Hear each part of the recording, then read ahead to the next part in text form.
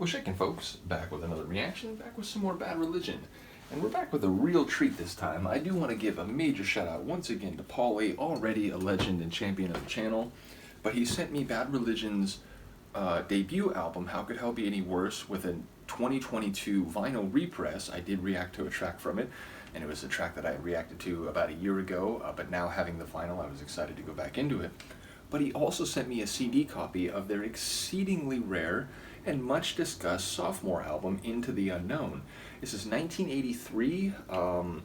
For people who don't know the story, and to the best of my knowledge, what I remember reading is after the first album, Graffin, Greg Graffin, lead singer and one of the major songwriters, along with Greg Graffin, he wanted to try some different things and maybe go in a different direction and try some progressive rock sounds, keyboard sounds, and that 80s prog rock sort of idiom.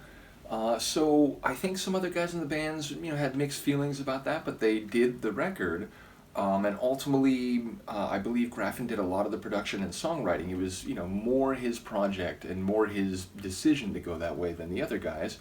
Album wasn't particularly well received. Ultimately, they decided to go back to the early 80s hardcore punk sound, so they did Back to the Known. I believe that's 84. That's also included on their compilation 8085. And eventually, Greg Graffin, again, one of the main songwriters and founders of the band, who runs Epitaph Records, which is the label they set up to release their music, and which eventually released a lot of other artists, most famously, I think, Offspring. Eventually Epitaph stopped carrying the album, and they never issued any reissues or represses, meaning it's an album that Bad Religion has essentially disowned, and it's not available, through Epitaph anymore. There are copies on Discogs, but there's also like a lot of bootleg copies. So again, I don't know the provenance of all of them, but I am very appreciative to Paulie for sending this to me. I've heard a couple of the tunes years back. It's been many years, and all I remember, I remember one by name. That's the one we'll listen to, Time and Disregard. But again, I heard maybe two of the tracks, and I remember thinking like, wow, this is really different. And the keyboard, that sort of progressive rock keyboard sound, it really is prominent. So I haven't heard this whole album. I do remember that it is quite different, but I don't even remember any of the lyrics. Even the song where I remember hearing the title, Time and Disregard, I don't remember any other lines. So essentially, to think about it as a blind reaction, when I do what I do when I'm reacting to a track I know I haven't heard before, just to think about the title, there's a lot of Bad Religion songs about the passage of time, how they relate to human lives, or generations of humans, or the planet itself. Disregard, a lack of concern for, or even an outright dismissal of something. And so there's, potential danger there, it feels like. But we'll have to see. Again, all I remember is the title phrase being said and some keyboard sounds. So let's find out. This is Bad Religion, Time and Disregard, from their 1983 album, Into the Unknown.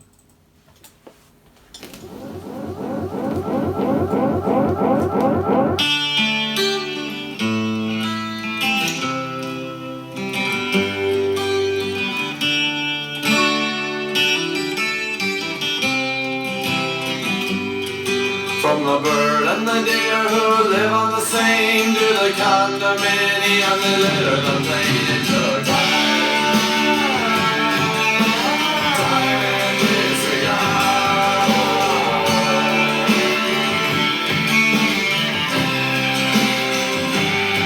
And from the green and the trees that shot high in the air, to the high business argument and take all the tearing to the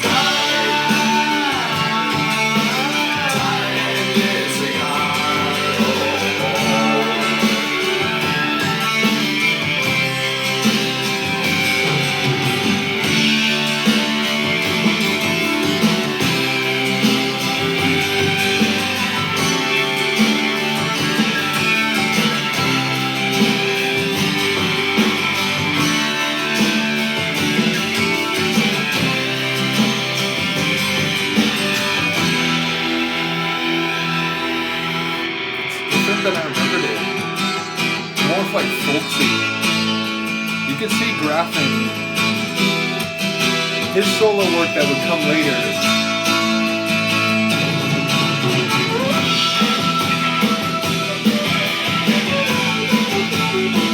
Insane. I remember.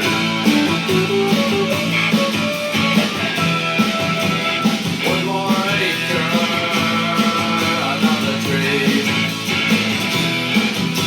It's all I take, the person's free. One more acre, it seems that no one cares. Another great chance to put a bill on the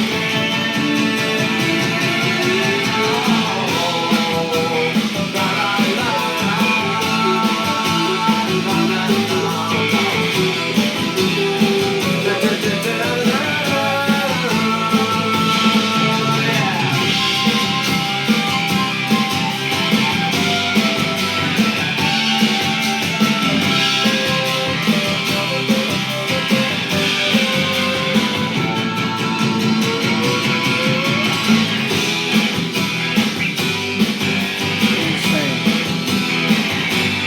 If not for Greg's voice, like, you wouldn't even know.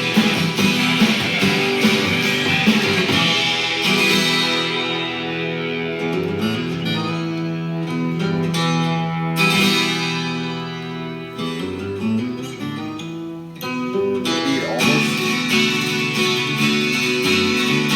We're not done.